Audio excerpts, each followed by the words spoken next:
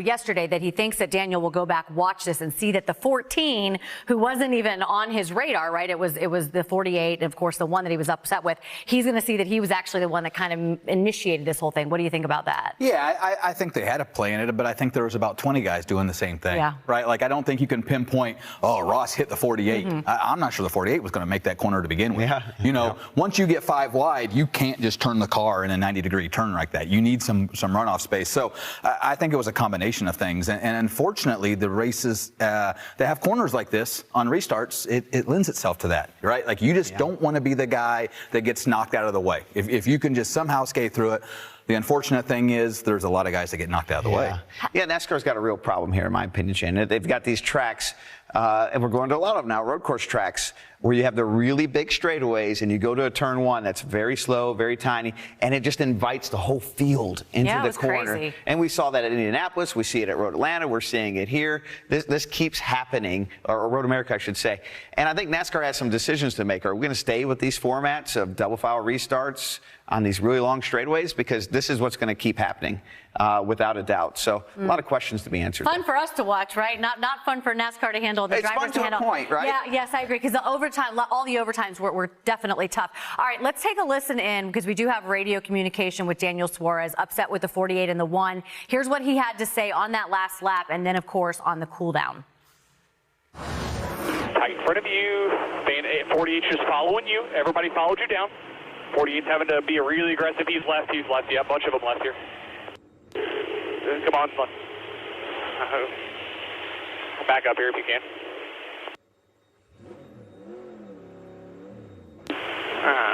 Son of a... What the 48? He's there, man. He just went straight, and the one pushed him against me. Can anyone explain me what the one was trying to do there? I haven't seen it, but yeah, copy. We'll just talk about it later, man. Like the 48 didn't even try to make the corner. Yeah, he went left of you trying to block, and they just, there were 4 behind him pushing him. It was I can't wait to get to the 48 and the one. I kicked their All right, checker flag here, man. Sorry about that. Go get him next week. Fucking ridiculous, man.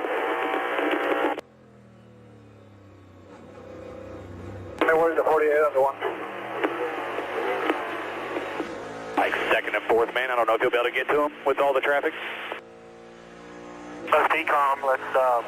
We can always address it later as well.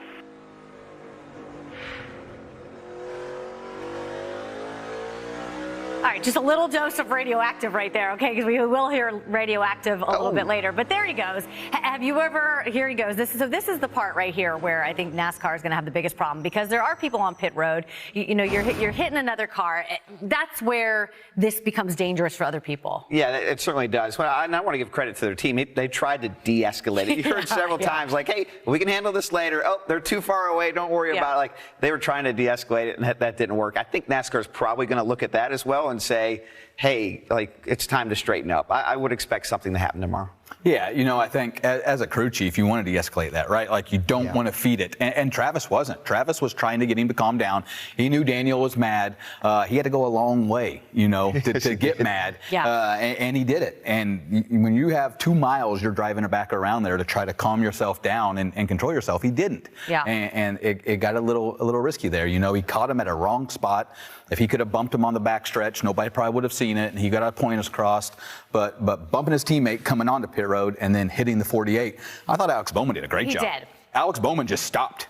He stopped on pit road and said, I'm going to stop this right now. He can't hit me too hard if I'm not going too fast. And he kind of de-escalated a little bit right there. But, yeah, it's a dangerous situation. He did a great job, not only in the race car, but when he got out of the race car on pit road in the post-race interview, because there was some confrontation between Daniel Suarez and Alex Bowman. And Daniel Suarez also confronted his teammate. So here he is talking to Alex Bowman. And we saw the interview with Alex, and he was really calm. Daniel Suarez then has a conversation with Ross Chastain, his teammate.